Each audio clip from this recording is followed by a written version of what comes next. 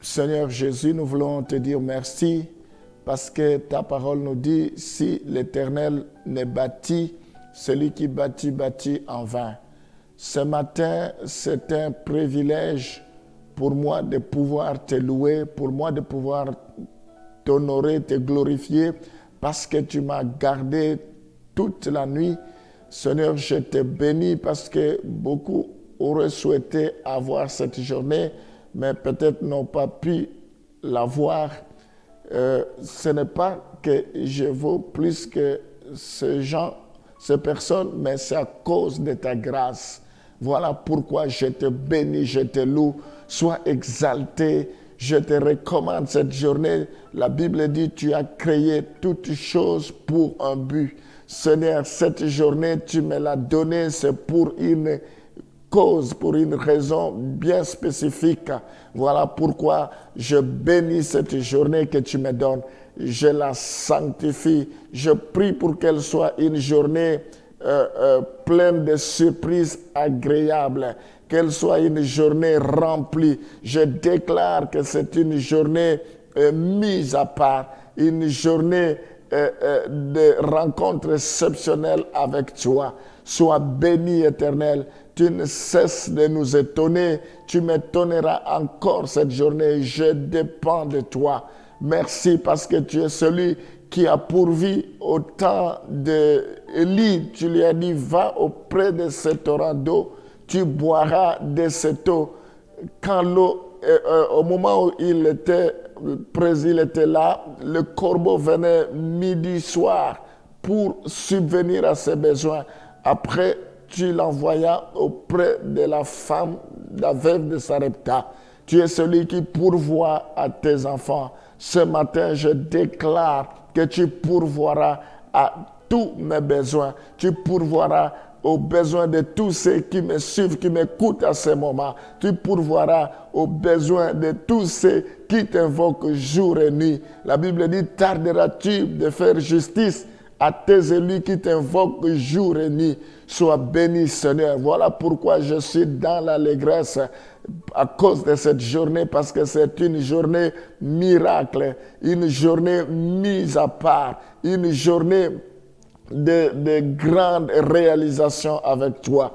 Sois béni, que la gloire te revienne. Au nom de Jésus, nous t'avons ainsi prié. Amen. Ceux qui meurent dans le Seigneur vont dans un endroit de joie, un endroit de consolation, un endroit de paix, de quiétude. Ils attendent la résurrection des saints qui aura lieu à un moment de l'enlèvement. Nous pouvons voir cela dans 1 Thessaloniciens chapitre 4, le verset 13 à 17. Nous ne voulons pas, frères, que vous soyez dans l'ignorance au sujet de ceux qui dorment, afin que vous ne vous affligez pas comme les autres qui n'ont point d'espérance. Car si nous croyons que Jésus est mort et qu'il est ressuscité, croyons aussi que Dieu ramènera par Jésus et avec lui ceux qui sont morts. Voici en effet ce que nous vous déclarons d'après la parole du Seigneur. Nous les vivants, restés pour l'enlèvement du Seigneur, nous ne devancerons pas ceux qui sont morts. Car le Seigneur lui-même a un signal donné à la voix d'un archange et au son de la trompette de Dieu descendra du ciel. Et les morts en Christ ressusciteront premièrement. Ensuite, nous les vivants qui serons restés, nous serons tous ensemble enlevés avec eux sur les nuées à la rencontre du Seigneur dans les airs, et ainsi nous serons toujours avec le Seigneur. Gloire au Seigneur.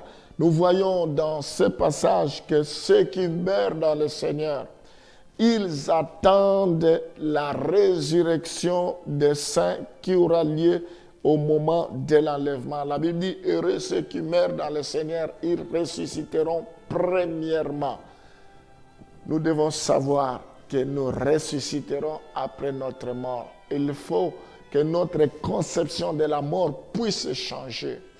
Nous ne devons pas pleurer comme les païens, comme les gens de ce monde qui n'ont pas d'espérance. Ils pleurent parce qu'ils savent qu'ils ont perdu la personne. Mais nous savons que nous ne l'avons pas perdu et nous les retrouverons. Et qui leur permettra de jouir alors pleinement des récompenses promises. Parce qu'ils vont ressusciter lors du jugement, lors du moment de l'enlèvement, pour jouir pleinement des récompenses qu'il leur est promise, selon Luc 14, le verset 14. Et tu seras heureux de ce qu'ils ne peuvent pas te rendre l'appareil. Rendre l'appareil, car elle te sera rendue à la résurrection des justes. Donc, à la résurrection des justes, nous voyons que Dieu nous donnera la récompense qui t'est promise. Il y a une récompense. Celui qui persévérera sera vêtu de blanc. Celui qui persévérera aura ceci, aura cela. Donc, il y aura une récompense. C'est ce que la Bible nous dit également dans 2 Timothée chapitre 4, le verset 8. Désormais, la couronne de justice m'est réservée. Le Seigneur, le juste juge, me la donnera dans ce jour-là. Et non seulement à moi, mais encore à tous ceux qui auront aimé son avènement. Donc, nous ressusciterons et la couronne nous sera donnée. Il y aura des récompenses. Tout ce que Dieu nous a promis, il va nous gratifier. Nous devons savoir que les croyants décédés avant l'œuvre de la rédemptrice de Jésus-Christ ont connu temporairement une situation différente. Avant la croix, les âmes des justes seraient aussi allées dans le séjour des morts. Donc, avant que Jésus meure, avant la croix, les âmes sont allées aussi dans le séjour des morts, mais dans une partie réservée aux croyants. C'est-à-dire, tous nous allons dans le séjour des morts, mais il y a une partie réservée pour les croyants et il y a une partie réservée pour les non-croyants, selon Luc chapitre 16, le verset 22. Donc, les saints d'Abraham. Le pauvre mourut et il fut porté par les anges dans les saints d'Abraham. Ici, c'est le juste. Le riche mourut aussi et il fut enseveli et il va dans le séjour des morts, mais dans un endroit de tourment, et aurait été délivré du séjour des morts lors de l'ascension de Christ. Aujourd'hui, quand le chrétien meurt, il va dans la présence de Dieu, plus dans le sein d'Abraham, mais nous sommes en Jésus-Christ, c'est dans la présence de Dieu. On a été délivré du séjour des morts. Éphésiens chapitre 4, le verset 8. C'est pourquoi il est dit, étant monté en haut, il a amené des captifs et il a fait les dons aux hommes. Donc, il nous a délivrés du séjour des morts lors de son ascension.